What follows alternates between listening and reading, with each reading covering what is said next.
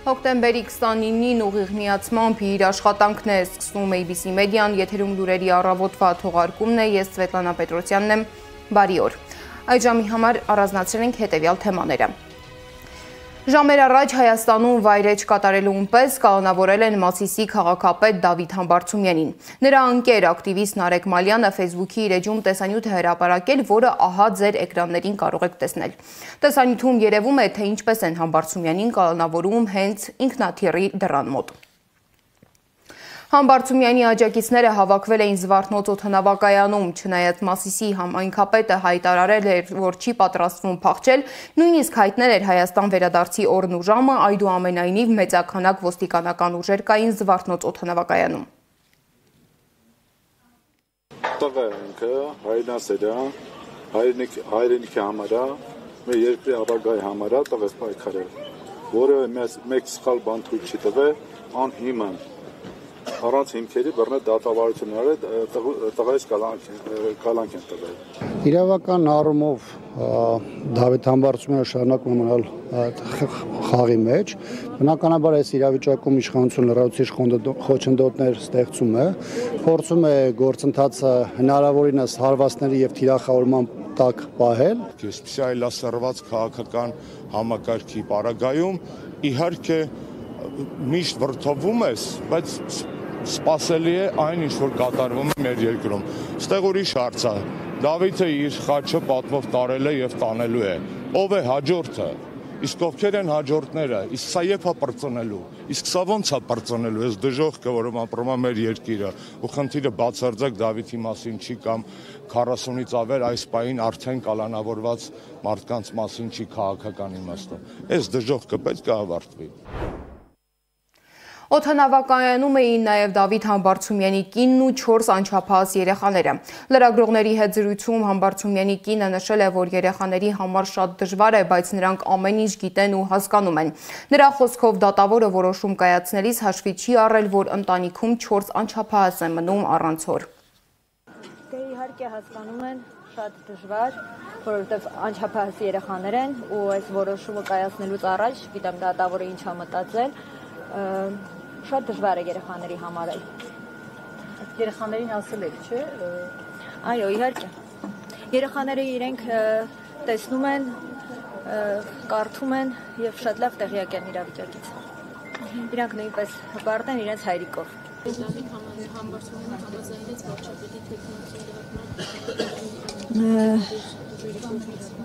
Չկա հետապահություն, որ հենց դրանից հետո գործվել նրա նկատմամբ սկսվի քրեական հետապնդումը, տարբեր քրեական գործեր հարուցվեն։ Իհարկե կար մտավախություն, բայց եթե բոլոր ընտանիքները վախենան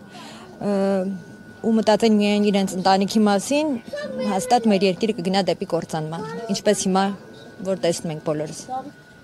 Այս ընթացքում Դավիթը ուներ հնարավորություն չվերադառնալու, բայց նա որոշեց վերադառնա, քանզի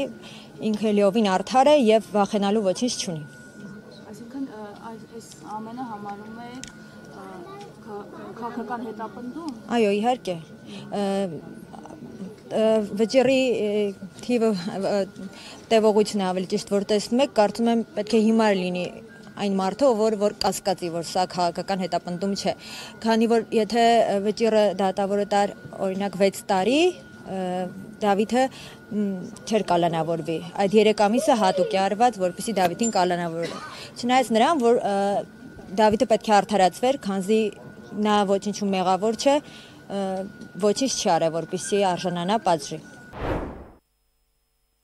Համբարձումյանի գործը շարունակում է մնալ քաղաքական լարվածության կենտրոնում։ Ընդդիմությունն այն համարում է քաղաքական հաշվեհարդար, իշխանությունը արդար դատավճիռ։ Ինչի համար են մեղադրում Համբարձումյանին եւ ինչ է հայտնի, դիտենք տեսանյութը եւ շարունակենք։ Մասիսի քաղաքապետ պատիվ ունեմ խմբակցության վարչապետի թեկնածու Դավիթ Համբարձումյանը, որին դատարանը դատապարտել էր 6 տարի 3 ամսվա ազատազրկման, վերադառնում է Հայաստան։ Վճռի հրապարակման պահին նա գտնվում էր Ռուսաստանում։ Դավիթ Համբարձումյանը թիմ ընտրություններում հաղթած ընդդիմադիր քաղաքական գործիչներից մեկն է։ 39-ամյա քաղաքապետը ծնվել է Մասիսում, միջնակարգ դպրոցն ավարտել է գերազանցությամբ։ 2003-ից 2007 թվականներին սովորել է Երևանի պետական համալսարանի միջազգային հարաբերությունների ֆակուլտետում, մասնագիտացել մասնագիտությամբ քաղաքագետ է։ Մագիստրոսական կրթությունը ստացել է Հայաստանի կառավարման ակադեմիայում, հանրային կառավարում մասնագիտությամբ։ Համբարձումյանը 2011 թվականից սկսել է աշխատել պետական համակարգում։ Նրա առաջին քայլերը եղել են Հայաստանի վերահսկիչ պալատում, որտեղ զբաղեցրել է տարբեր պաշտոններ։ 2015 թվականից եղել է ՀԵՑ-ի ներքին վերահսկողության վարչության պետը։ Համբարձումյանը ՀՀԿ անդամ է։ 2016 թվականից Մասիս քաղաքի ղեկավարը։ Ամուսնացած է, ունի 3 երեխա։ 2018 թվականի ապրիլին Հայանիստ Հովտաշատ բնակավայրերի խաչմերուկում տեղի ունեցած միջադեպի համար Համբարձումյանի դեմ քրեական գործ էր հարուցվել զինված խուլիգանության հոդվածով։ Այդ գործով նա կալանավորվել էր, հետո նույն տարվա աշնանը կիրառվել էր գրավ, գործը 6 տարի դատարանում էր։ Թեպետ իրավապահ համակարգը պնդում է, որ ձեռք են բերվել ապացույցներ, սակայն Դավիթ Համբարձումյանն ու նրա պաշտպանը հերքում են մեղսագրվող հանցանքները։ Համբարձումյանն իր վերջին հարցազրույցում 3 օր ժամանակ է տվել ԿՊԱ-ական Ալեն Սիմոնյանին եւ Վահագն Ալեքսանյանին, որպեսզի վերջիններս ապացուցեն Համբարձումյանի մեղավորությունը։ Ուզում եմ, որ իմ հայրենակիցները իմանան, որ Ալեն Սիմոնյանը եւ Վահագն Ալեքսանյանը ստում են։ Ես որևիցե միջադեպի մասնակից չեմ եղել եւ որևիցե ձայնագրություն կամ վիդեո տեսաձայնագրություն չկա, որտեղ ես որևէ գործողություն եմ անում, եւ եթե Ալեն Սիմոնյանը տենց հստակ հայտարարում էր 2-3 օրվա մեջ, եթե նա չտարածի որևէ տեսաձայնագրություն, որտեղ ես նման գործողություններ եմ անում, ուզում եմ, որ իմ հայրենակիցները հստակ իմանան, որ նա հերթական անգամ մանիպուլացնում է մեր հայրենակիցներին, ստում է։ Վահագն Ալեքսանյանն ու Ալեն Սիմոնյանն ավելի վաղ խոսել էին ինչ-որ տեսանյութերի մասին, որտեղ իբր երևում է, թե ինչպես է Համբարձումյանը կատարում նշված հանցագործությունները։ Դավիթ Համբարձումյանի փաստաբանն էլ հայտարարել է, որ իր պաշտպանյալի դեմ 4 անց ցուցմունք է տվել, բոլորն իրարամերժ։ Երեքը դեռ նախաքննության ընթացքում հրաժարվել էին իրենց ցուցմունքներից, 4-ն էլ առերեսման ժամանակ խայտառակ էր եղել։ Դատաքննության փուլում 4-ն էլ պնդել են, որ Դավիթ Համբարձումյանը որևէ հակաիրավական արարք այդ օրը այդ վայրում չի արել, բայց դա չխանգարեց դատավորին կայացնել մեղադրական դատավճիռ։ Պայքարը շարունակվում է, իսկ նեխած ռեժիմը շուտով սատկելու է։ Իսկ փաստաբան Ալեքսանդր Կոչուբաևի խափանման միջոց կալանքը փոխվել է բացակայելու արգելքով։ Կոչուբաևի երեխան ծնվել է օրեր առաջ, ծննդաբերությունից հետո կնոջ առողջական վիճակը կտրուկ վատացել է։ Կոչուբաևի փաստաբանը բաց նամակով դիմել էր գլխավոր դատախազին, որպեսզի փոխեն փաստաբանի խափանման միջոց կալանքը։ Ալեքսանդր Կոչուբաևի կինը այս պահին վերակենդանացման բաժանմունքում է ծայրահեղ ծանր վիճակում, արհեստական շնչառություն է միացրած։ Իսկ արքալույց Ստեփան Ասատրյանը փոխել է եկեղեցու փականը, այսինքն միայն ինքն ունի բանալի, իսկ մյուս հոգևորականների մոտ եղածն այլևս գործածել հնարավոր չէ։ Գործընկերոջս հետ զրույցում հայտնել է Հովանավանքի քահանա Տեր-Մանուկը։ Հոգևորականները չեն կարողանում իրենց ծառայությունը իրականացնել եկեղեցում։ Շուրջ 1 շաբաթ առաջ է փոխված, բոլոր դռների մուտքի դռների այդպես այդ միջուկները հանել էին։ Ազգային անվտանգությունն ասել է, որ վարչապետի գալով է պայմանավորված, որ մենք այդ ներսում որոշակի գործողություն պիտի անենք, դրա համար փոխում ենք այդ բաները, զամոկները, այսպես ասած, փականները։ Հիմա չգիտեմ, ոչ մի բան չեն ասել, ասում են, որ որևէ մեկը չի կարող գալ, բայց իրականում այլ պատկեր է։ Ըստ երևույթին իրենց վերադասին սխալ են զեկուցել, որ իրավաբանորեն Հովանավանքը պատկանում է Մայրաթոր Սուրբ Էջմիածնին։ Որևէ մեկը իրավունք չունի, եւ ոչ միայն Հովանավանքը, այլ բոլոր այն սրբավայրերը, որոնք նույնիսկ պետական հսկողության, վերահսկողության տակ են կամ հնության կոմիտեին են պատկանում կամ հուշարձանների պահպանության վերահսկողության տակ են, որքան սրբություն եւ մատուռ եւ եկեղեցի եւ վանք կա, բոլորը Մայրաթորի եւ հայ ժողովրդի սեփականությունն է։ Այնքան փոքր հոգի են, որ նույնիսկ Մյուրոնը,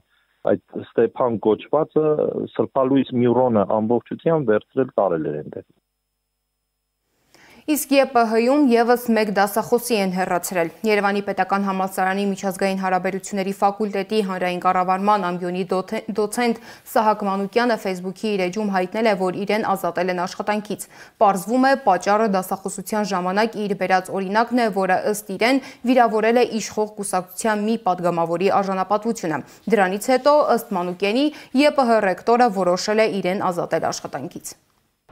Պատմությունը եղել է հետևյալը, մոտ 1 շաբաթ առաջ Ես իմ հերթական դասախոսությունում կարդում եմ կոմունիստ դասավանդող առարկայի շրջանակներում ներկայացնում է դեմոկրատական քաղաքական ռեժիմը եւ նրա հատկանիշները, երբ որ խոսքը հասավ արդեն խոսքի ազատությանը, երեխեքին բացատրեցի ուսանողներից, որ իմացեք, որ անգամ դեմոկրատական ռեժիմի պայմաններում խոսքի ազատությունը չի կարող կրել բացարձակ բնույթ։ Եվ վերջանում է խոսքի ազատությունը այնտեղ, որտեղ սկսում է ուրիշի արժանապատվությունը։ Որպեսզի ուսանողները հասկանան զրպարտությունը վիրավորանքից ինչով է տարբերվում, ես իրական դեպքեր եմ սկսում իրենց հետ քննարկել, որը մեջ բերված էր Սկոչանդվիսկի ֆիլմից, եւ այդ ֆիլմում օգտագործվող բառապաշարից մեկի վերաբերյալ կա հարուցված մեկ քրեական գործ եւ մեկ քաղաքացիական գործ։ Ուսանողը առանց ինձանից տեղեկություն, թույլտվություն հարցնելու նախ նկարում է ինձ եւ ըստ էության լսելու եւ հասկանալու փոխարեն նա սկսել է տարբեր բաներ նկարել գրատախտակին իմ կողմից գրված բառեր, որոնք որ մենք պետք է կուրսում կշռադատեինք, համարում են վիրավորանք, թե զրպարտություն։ Ես ասել եմ, որ այս այսինչ քաղաքացիական գործով, այսինչ արտադրության համար հայց որ եղել է այսինչը, պատասխանողը եղել է այնինչը։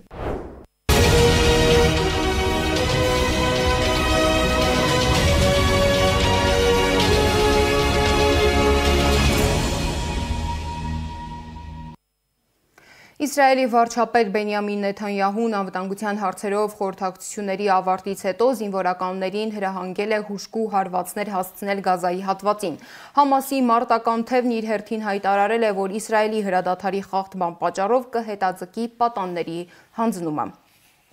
Նեթանյահուի հայտարարությունից ժամեր անց Ալ Ջազիրան հայտնել է, որ Իսրայելը մի շարք ավիահարվածներ է հասցրել Գազային։ Հրթիռներն ընկել են քաղաքի տարբեր հատվածներում, մեկը Ալ-Շիֆա հիվանդանոցի հետնամասում։ Ականատեսները նշում են, որ Գազայի երկնքում նաև անօդաչու սարքեր են երևացել։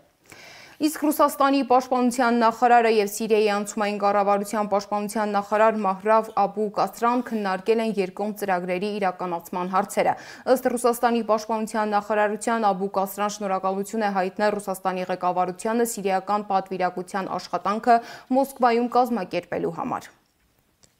Եվ վերջում եղանակի մասին։ Օդի ջերմաստիճանը կնվազի 6-ից 9 աստիճանով։ Տաք կհագնվեք եւ ապահովության համար անձրևանոց ունեցեք, հնարավոր է անձրև գա։ Երևանում այսօր ցերեկը սպասվում է 19-ից 21, իսկ երեկոյան 8-ից 10 աստիճան տաքություն։